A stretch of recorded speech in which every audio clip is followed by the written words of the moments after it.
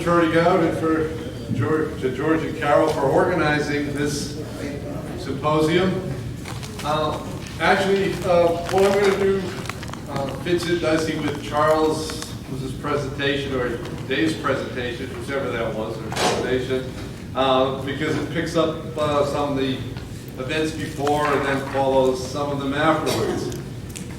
On January 29th of 1781, Lieutenant Colonel Nisbet Balfour, who was the commandant of the British garrison in Charleston, wrote to Sir Henry Clinton to update him on recent developments in South Carolina. Balfour had previously warned his superiors that Georgetown was vulnerable to an American attack, and he reported in this letter that his fears had been confirmed. In the night of the 25th, he wrote, a detachment of cavalry under Colonel Lee and Marion made an attempt on that post. And though they failed in their object, he said they did take some prisoners. He also noted that his intelligence indicated that Nathaniel Greene, who had recently taken command of the army in the South, intended, in Balfour's words, to distress this country by making frequent inroads of cavalry into it. And he predicted that Greene was probably going to succeed because two very enterprising officers have been sent upon this service. And he indicated Lee's and Marion's names in parentheses in this statement. The best Balfour could do was to promise to do everything in his power to keep open the line of communication between Camden and Charleston. Well, Balfour's respect for the military abilities of Francis Marion and Henry Lee was pretty accurate, and had circumstances not intervened after their run at Georgetown, they may have been able to do a lot of damage, as Balfour had feared. In fact, Marion had won some successes shortly afterwards against British supply convoys and stockpiles. Their initial collaboration, though, was cut short, as I said, by events elsewhere. But at Georgetown, Lee and Marion demonstrated an ability to work well together and to undertake daring operations. When they reunited 3 months later, they would again cooperate effectively and, in fact, go a long way towards rescuing, and it might not be an exaggeration to say that they did rescue Greene's South Carolina campaign from potential disaster after the Battle of Hotspur's Hill. Well, how did these two people get together? It started in November of 1780 when George Washington, in an effort to reinforce the Continental Army in the South, ordered Henry Lee and his legion, which was about 250 to 260 cavalry and light infantry, to reinforce the Southern Army.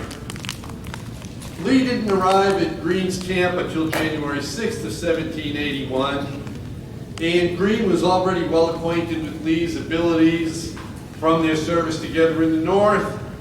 So Greene had decided to detach Lee and his legion and send them to work together with Marion and his partisans to harass the British. 2 days before Lee arrived, Greene hinted to him of his intentions to have him work with Marion, and he also notified Marion, asking the partisan general to take every possible measure for obtaining intelligence, especially of detachments that the enemy may send out, as it should be our endeavor to check that business as much as possible, and I am in hopes to be able to give them a stroke in a little time as soon as Colonel Lee's legion is near at hand. So Greene is already thinking, Lee is nearby. If I can get Marion to send me intelligence of what can be done in that region, once the legion is there, I can put these two officers to work doing some aggressive activities against the British. Well, Marion told Greene that he would provide all the information he could on British movements. He reported that some of the British troops had left Georgetown, and also reported one of his constant problems, that he was short of ammunition. Greene promptly did dispatch ammunition to Marion. He had some at the time. And then he apparently realized, given the report that the British had detach some troops from Georgetown, that this operation might in fact be feasible. So he asked Marion to find out which unit occupied Georgetown and the name of its commander. Marion went to work on this on January 9th. He said the commander was George Campbell, I'm sorry. I'm thinking of our other William Campbell. But this was George Campbell, a lieutenant colonel, commander of the King's American Regiment. Marion couldn't confirm the identity of the regiment, although in fact it was Campbell's own King's American troops. And Marion also said that the garrison had been reduced by a further 80 men who had been marched off elsewhere, where Marion wasn't sure, and was now reduced to only 200 men, including, as he put it, 15 regular horse and 20 mounted infantry. Marion implied that he had been contemplating an attack because he said they keep so close in their redoubt that I have not had any opportunity to attack them.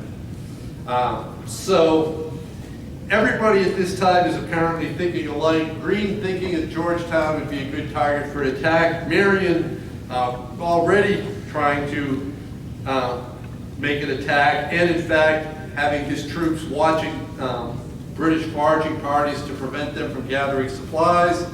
And Lee, of course, coming down and looking for any opportunity that will provide him action.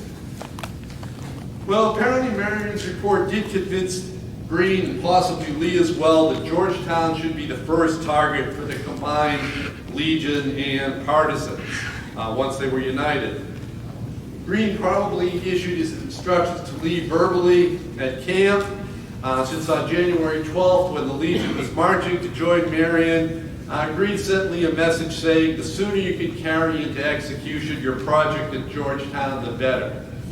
So there's no actual written correspondence that we have saying, I want you to attack Georgetown, but shortly after Lee left Greene's camp, we do have the letter saying, I want you to do this quickly from Greene. Marion was taking action on his own initiative, ordering his subordinate officers to make sure that none of the people from their districts got into Georgetown. He didn't want them bringing in any intelligence. The last thing you need is somebody from the countryside going to visit a relative and saying, oh, by the way, I heard Lee's Legion is on the way to join Marion and that they're gathering boats up the river for something. That could have given the plan away. So Marion was already thinking in terms of security even before he was fully aware of what was happening, because it wasn't until that same day that Greene finally got around to writing to Marion. He was overly optimistic. He said, I'm sure Colonel Lee has joined you by now, which wasn't the case. And he said that he and Lee had concerted measures for promoting the public service and urged Marion to join with Lee in executing these measures, but said that those measures would be relayed by Lee himself when he arrived. Lee was actually running late. It wasn't until several days later on January 20th that he was even close enough to send an officer to Marion. And that initial encounter between Lee's representative and Marion did not go well. Lee sent Major John Rudolph of the Legion, and Rudolph returned to Lee and told him that Marion's reaction to the plan to attack Georgetown was not so favorable. Sort of surprising, since Marion had obviously the same idea in contemplation. It may have been Major Rudolph himself who rode into this partisan camp in his splendid Green Legion uniform on his Virginia thoroughbred horse and started acting as if he was the main person of importance there. That would also explain why after the meeting and before actually meeting Lee himself, Marion picked up his pen and wrote a letter to Greene, said, I've got your message, I'll give Lee all the assistance I can. And then he went on to insist that should I be in duty with him, meaning Lee, I expect to command, not from the militia commission I hold, but from an elder continental commission. I mention this as it may not in any juncture be disputed. So clearly something happened at the meeting that led Marion to inform Greene that I want it made clear from the beginning, I'll work with Lee, I'll cooperate, but I am the ranking officer. And since Lee had not yet arrived and been able to offend Marion, not that Lee ever managed to offend anyone, but it's apparent that Major Rudolph somehow offended Marion. However, when Lee did arrive finally on January 23rd at Marion's camp on Snows Island, there didn't seem to be any apparent ill effects. In fact, Marion seemed more than willing to give Lee the benefit of the doubt and not blame him for his subordinate's action. And Colonel Peter Ory, one of Marion's officers, remarked that Lee's arrival was greeted with inexpressible joy. And he went on to describe his own high opinion of Lee, and Ory described Lee as a second Marion, which is high praise, but Lee had earned a good reputation in the North.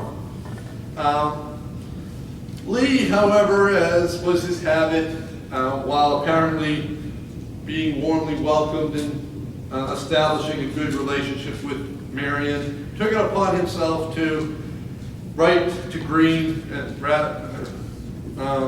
surreptitiously and complained that Marion was destitute of that sort of intelligence necessary for an attack on Georgetown. So even though they seem to be getting along, Lee's complaining behind Marion's back. He doesn't have the information that I need. But nevertheless, by the end of the day, they both had agreed to operations against Georgetown. They got their forces in motion, and together the two of them scouted the defenses. Lee noted that they were unimpressive.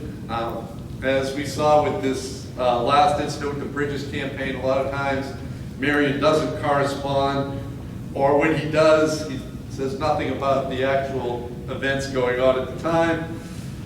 But they agreed that they would attack Georgetown, that it was most vulnerable from the riverside.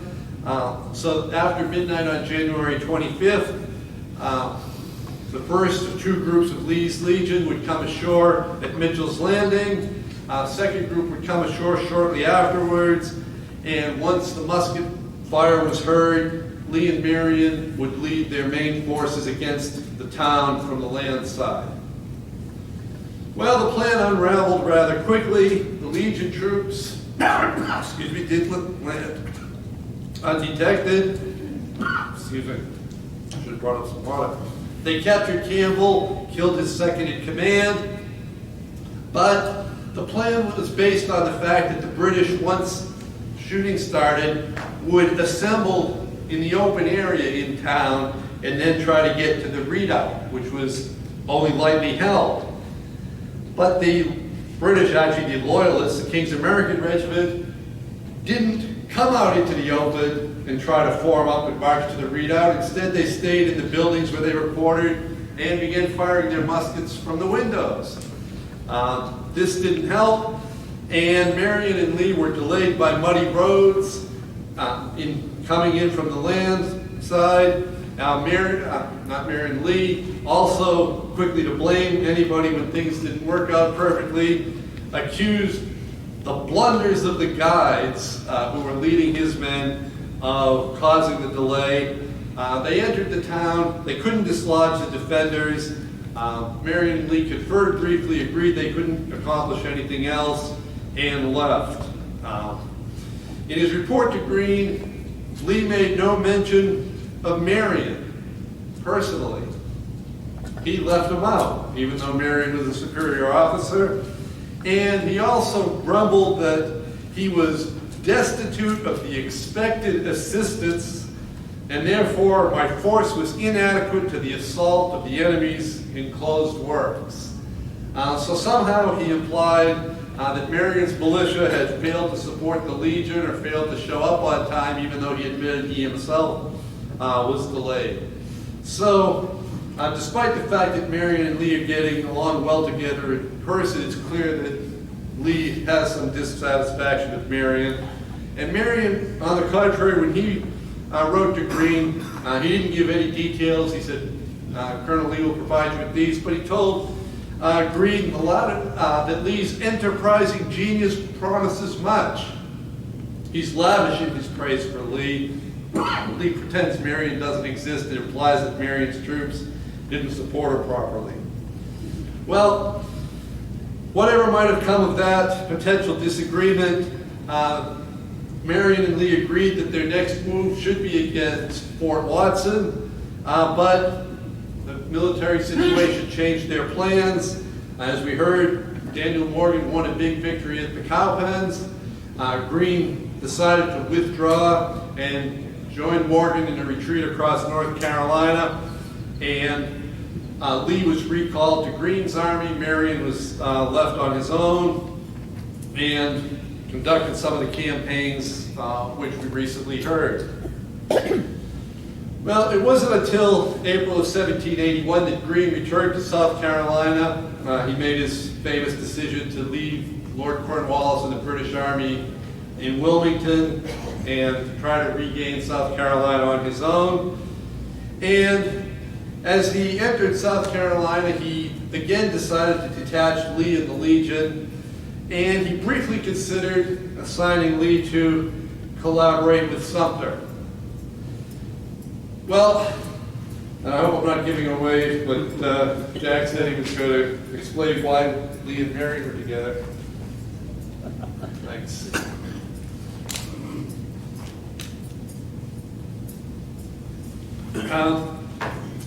Lieutenant Colonel John Eager Howard commented on this after the war.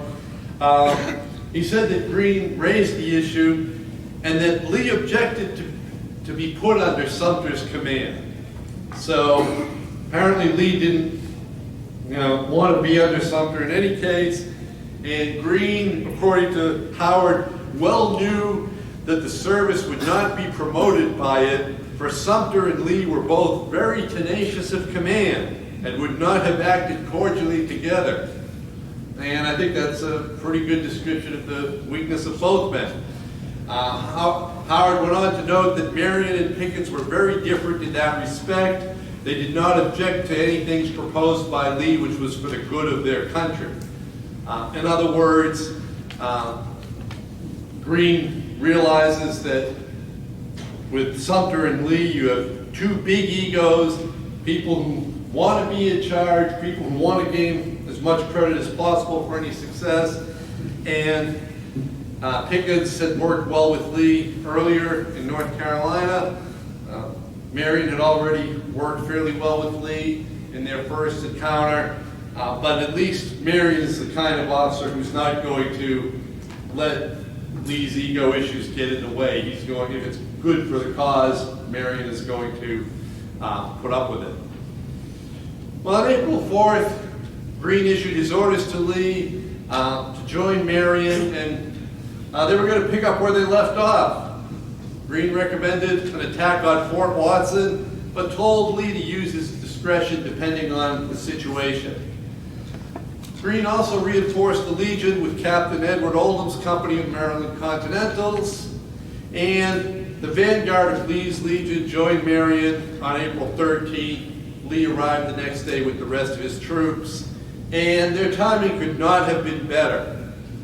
Marion was despondent over recent events, and his command, in fact, was beginning to dissolve. As you just saw,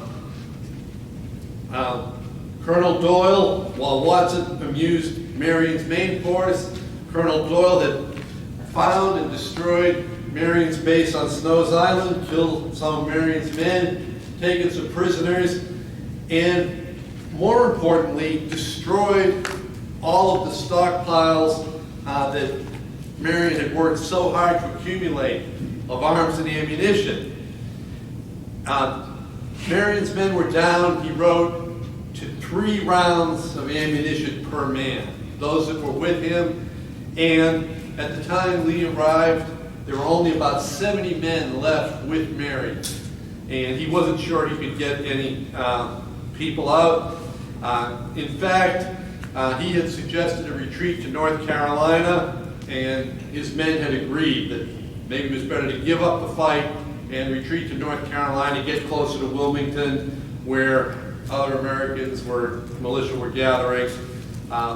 When one of Marion's scouts reported that the Legion was approaching, one of the partisans in Marion's command said that all sufferings appeared now to be at an end and hope began to revive. So this is a big morale booster. Marion is eventually able to bring 300 men back into the field, even though they're still short of ammunition. They've got the 250 roughly from the Legion, reinforced by the Maryland Company. And Marion wanted to skip Fort Watson for the time being and strike at Georgetown, where Watson's command was now resting. He felt that that was the best target, but Lee had a couple of reasons for raising objections that Marion finally agreed to pretty readily. First, at the time, no one was sure what Cornwallis was going to do at Wilmington.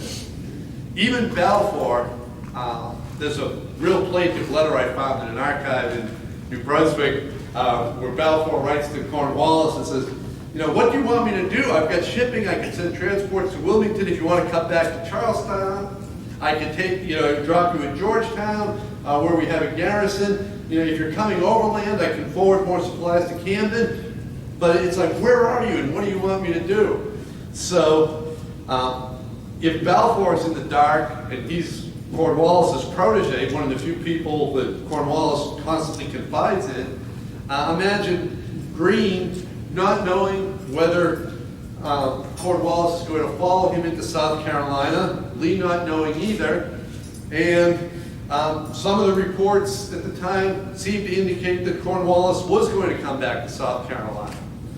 So Greene had already told Lee, don't get too far from the main army. If Cornwallis comes back south, I need you to be able to get back to Camden quickly. So Lee explained that to Marion. He said, if we go all the way to Georgetown, I'm going to be out of range to support Greene if he needs help. The other point that Lee raised that Marion agreed with is, if we have to assault 500 of Watson's men at Georgetown, plus the roughly 200 men garrisoned there, and your troops have 3 rounds of ammunition each, we're not going to be able to stand in battle for very long, are we? So Marion agreed. He said, those are points well taken. And so he decided to move against Fort Watson, also realizing that if they could capture the arms and ammunition stored in Fort Watson, that it would make good Marion's shortages. Lord Rawdon, commanding in Camden, was not ignorant of the situation himself. He had already guessed that Greene was going to come back to South Carolina when he heard that Greene had stopped following Cornwallis to Wilmington, and that he was probably going to repeat what he had done in January and detach Lee's Legion to operate with Marion. On April 13th, he sent Balfour an intelligence report stating that Lee had crossed the PD River, and Rawdon wrote, I conjecture he will join Marion. Balfour recognized the threat and that this posed to the supply line between Charleston and Camden, which you saw on the map. And he wrote to Cornwallis, and he said, Your Lordship, Rawdon's force is not strong enough to both hold Camden and suppress the partisans unless they get assistance from you. In other words, if you haven't made up your mind, get back to South Carolina pretty quickly or we're going to have some problems. But of course, Cornwallis ignored the message. He had far more glorious plans in Virginia, which of course we all know how well that turned out. Think of the alternative for a minute. Think of that Cornwallis listens to Balfour's gentle prodding, Balfour was more polite. Tarleton, far less polite, told him there's nothing to gain and everything to lose in Virginia. Turn around and go back to South Carolina fast before they overrun all our posts. Henry Clinton had told Cornwallis the safety of South Carolina is your first object. That is above all else what you will focus on. So, had Cornwallis actually taken some of this advice, think how different Greene's campaign might have turned out if 3 or 4 days after Hobkirk's-Hill, or maybe even a week later, when Watson comes back to Canada and reinforces Rawdon, and Rawdon is marching north, pressing Greene, and Cornwallis with 2,000 troops is now coming down that main road from Charlotte to Camden. Greene is now in big trouble, and maybe the Southern campaign is over, and maybe now we all have British pounds in our pocket. But Cornwallis, of course, didn't listen. He had his better idea. And Lee and Marion marched from Fort Watson on April 15th. They actually got there that same day. This was a strong post. It had been built by Watson, which is why it was named after him. It was built on top of a 40-foot high Indian mound near the Santee River, guarding both the river and the road communication toward Camden. And if it fell, the line of supply and communication between Camden and Charleston is gone. Rawdon knew how important it was. He wrote that his troops in Camden depended for subsistence, for military stores, for horses, for arms, and for reinforcements on Charleston. He needed that supply line. The fort was held by 100 men, commanded by Lieutenant James Mackay. Marion had 300, the Legion had about 250, so they have a more than 5-to-1 advantage over the defenders. But Mackay refused the initial demand for surrender on the 15th and put up a stout defense. Like 96, Fort Watson lacked its water supply. You just go to the river.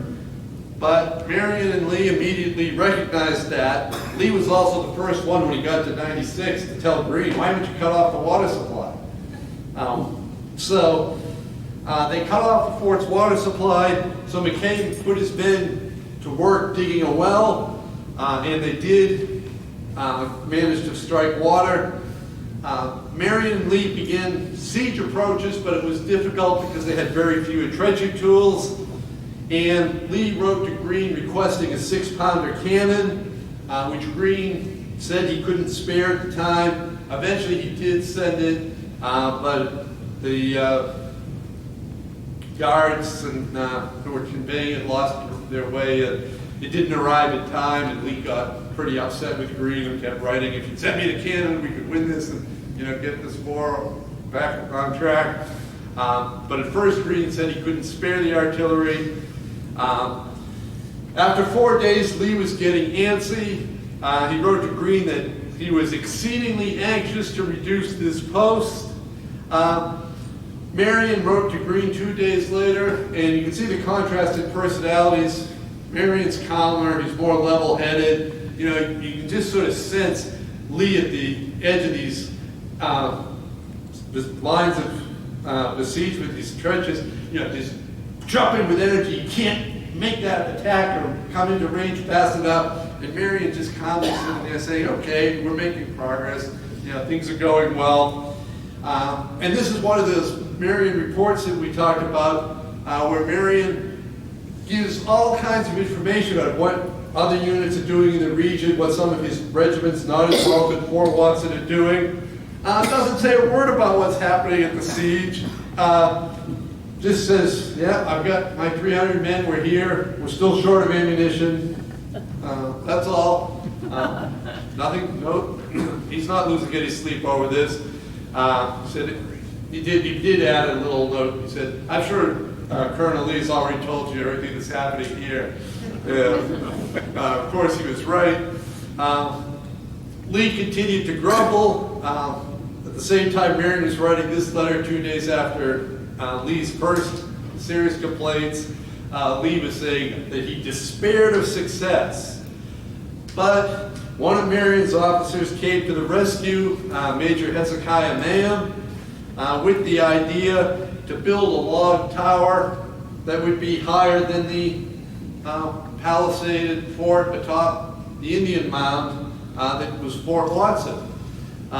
This actually, Mayhem deserves a lot of credit for applying it here. Nobody else had thought of it.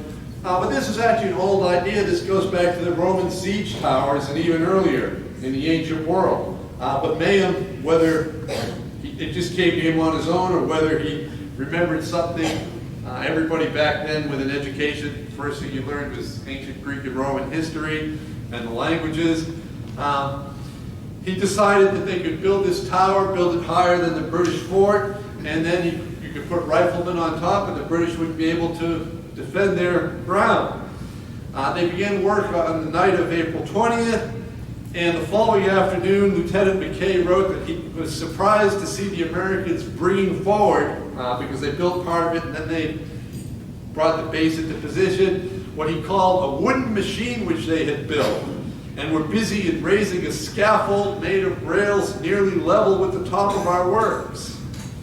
McKay did what he could. He ordered his men to deepen their trenches outside the mound and to construct traverses in the palisaded fort on top of the mound to try to protect some of the troops from fire. But the Americans completed the construction on the 23rd of April, despite the British attempts to fire on the work crews. And that morning, the riflemen opened fire. The British were vulnerable in the fort, and McKay surrendered. Marion actually wrote the report, a detailed account to Greene. He was balanced. He praised his own partisan militia. He praised Lee's legions, veteran soldiers. And Lee this time was actually generous in his report to Greene. He said that he wanted to continue collaborating with Marion, that he was very pleased with what they had accomplished. And he even asked, and this is sort of amazing, he asked to officially be placed under Marion's command in some degree. Not completely. Lee can't quite sacrifice his ego, but I'm willing to be under Marion's command in some degree. And he said how much he admired Marion. This is really high praise coming from an officer who saves most of his praise and adulation for the Mirror. So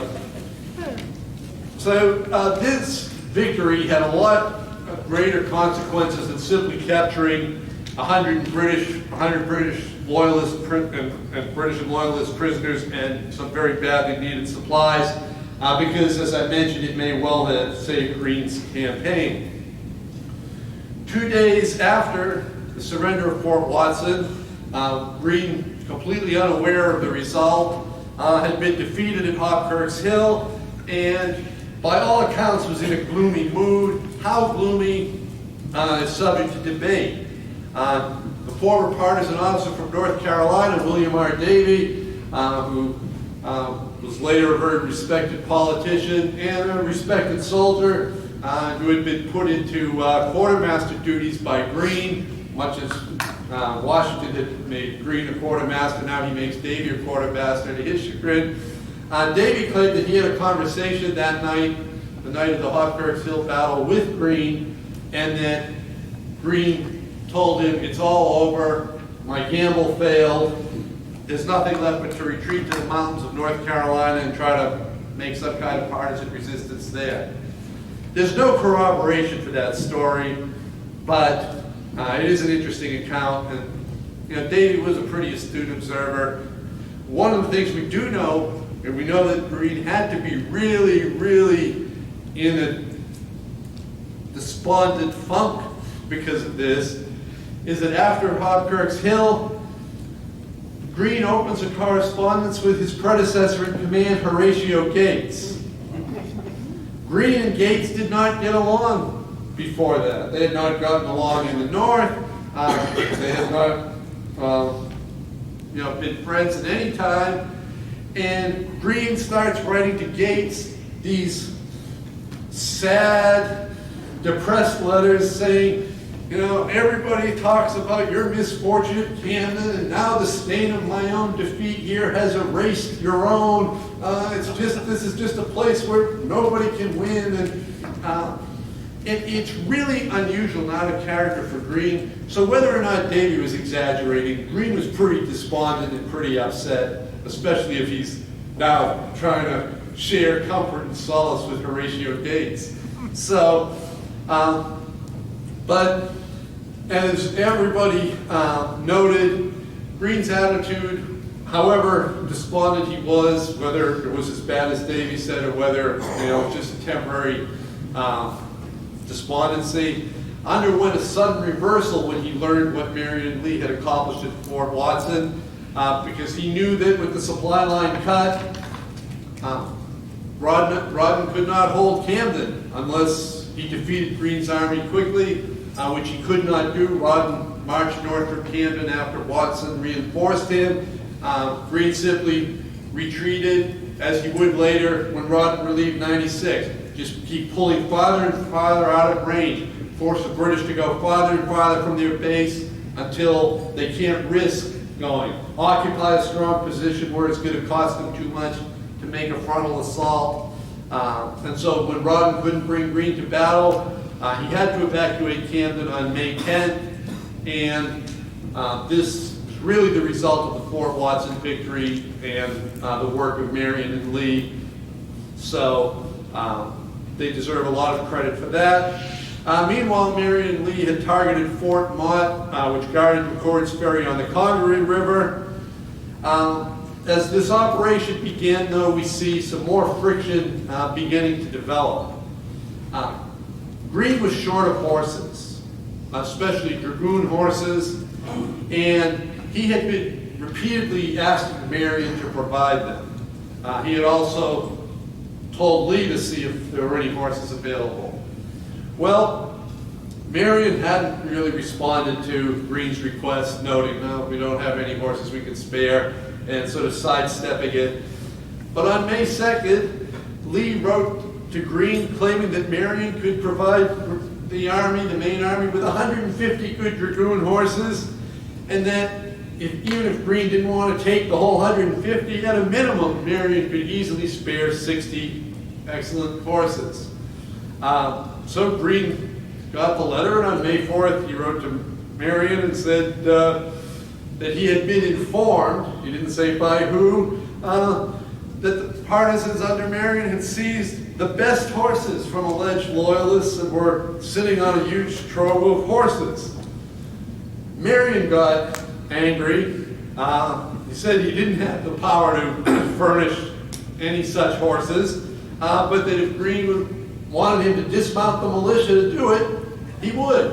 And he said that my militiamen will all go home and take away their horses, and they won't turn out again. But if you want the horses, just say so, I'll send them. And he says, anyway, this won't give me any uneasiness, as I have for a time determined to relinquish my command in the militia as soon as you arrive. So basically, I'm just sick of this. He has to know Lee is responsible for giving the information, and although he never does anything directly about it. But he's not, I'm tired of this, and so fine, if you want the horses, I'll send them, and then I'm going to resign, and I want your permission to go to Philadelphia, maybe to bring his complaints before Congress. So Greene replied immediately with an apologetic letter, very soothing. He said, I'm sorry, I didn't understand the situation with the horses. I never meant to do anything that would hurt your command or the service. He says, as for your planned resignation, we'll put it on hold until we can meet in person and discuss it. And it seems that after that, relations between Lee and Marion cooled. Lee wrote shortly after to Greene that he had been deceived in Marion, that apparently had been misled about this officer. Funny, because of just A week before, he's asking to be put under his command, but now he's been deceived about him. And he said to Greene about Marion, he is inadequate and very discontented. This discontent arises from his nature. Now, I mean, obviously they've exaggerated his abilities. He's inadequate. He's not the commander everybody says he is, and he sulks besides. Henry Lee never sulked. He never sulked from the entire end of the Battle of Utah Springs into 1782, did he? Because he didn't get enough credit. So, that's what it was. He said, I didn't get enough. Greene, he complained to Greene, you didn't give me enough credit for my role in the battle in your official letter. And Samuel Hammond gave Lee some credit for the battle in his writings afterwards, and it was not the kind of credit you'd want to, frame and put on your wall.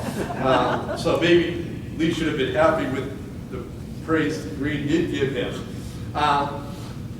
Well, in any case, that's change in attitude on the part of Lee and the unhappiness on Marion's part over the horses didn't interfere with the siege of Fort Mott. They forced the 180 British defenders to surrender on May 12th by setting fire to the roof of the Mott House with flaming arrows. Incidentally, that might not have caused the British to surrender, but I ran across something with the dimensions of the fortifications of the Mott House, at least based on the archaeology. Charles, I think, might have sent it to me. And apparently, if this is the outer entrenchment around the Mott House, the wall of the Mott House is about here. So, naturally, if the house catches fire, I can't stay here and defend my position. If that had been pushed out another 20 or 30 feet, they could have burnt the house down and would have done them no good, but it was obviously a poorly planned fortification. So they got the victory, but this led to more tension between Marion and Lee. Supposedly that night, Rebecca Mott, the owner of the house, prepared a dinner and served it to the British and American officers. But Lee would not have been in the best of moods while dining, because upon the British surrender, he said he wanted the fort's commander, Captain Donald McPherson, executed. He said, for refusing to surrender earlier and thus forcing the attackers to suffer an idle waste of time. So, while it was interesting because he had praised Mackay for his stout defense of Fort Watson, but now he believes McPherson should be executed for holding out too long at Fort Mott. He didn't conduct the execution. Undoubtedly, it would have been Marion who talked him out of it. But during the dinner, while they were supposedly sitting in good fellowship, I suspect the fellowship wasn't too good. I don't think McPherson and Lee were, exchanging pleasantries. One of Marion's men came in, threw open the door, interrupted the dinner, and whispered something to Marion. And Marion got up from the table and went out. What his soldier had told him was that Lee's men had begun hanging the prisoners taken at Fort Mott. They had already hanged a lieutenant named Fulker, who was a loyalist, part of the militia in the garrison, and 2 privates. So there were 3 of them dead, and a 4th was just in the process of being hanged when Marion came out of the house.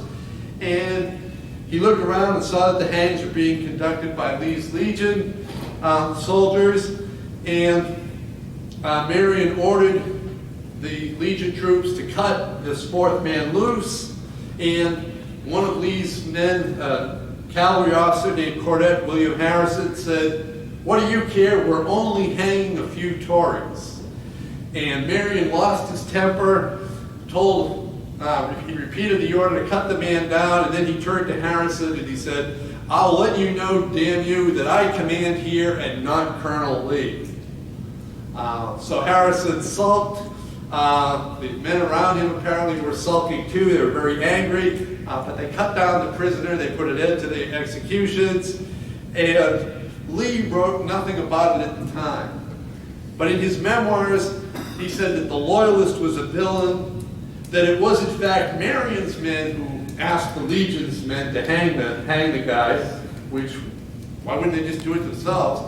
And he added that the humanity of Marion could not be overcome to allow the hanging. So apparently Lee, 30 years later, was still a little upset that Marion was too humane a warrior for him.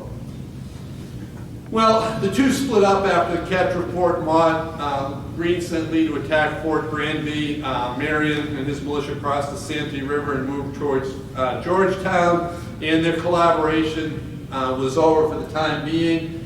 They did cooperate later at Quinby Bridge and at Utah Springs, and there didn't seem to be any bad blood or hard feelings between them. Certainly they were both enterprising officers, as Balfour said. They were committed to success and to victory, and they did achieve a lot. There's no evidence they renewed contact or correspondence after the time of Fort Mott. We know Lee wrote to several surviving officers when he was compiling his memoirs for information. Apparently he did not solicit anything from Marion. But I think the difference and why this collaboration could not have lasted longer was that Lee was never able to separate his quest for personal glory from his quest for American victory. To him, they were one and the same. American victory and American success meant Henry Lee's victory and Henry Lee's success. For Francis Marion, it was, as Greene had noted when making his decision, it was about the cause, it was about winning American independence, it was about defeating the enemy, and if Marion wasn't going to get all of the credit, he wasn't going to complain about it. So I think if Marion was here today for this Marion Symposium, he'd be a little flattered, maybe even a little embarrassed to get so much attention. And if Henry Lee was here, he'd say, "Is that all you have to say about me?" And that is all I have to say about this.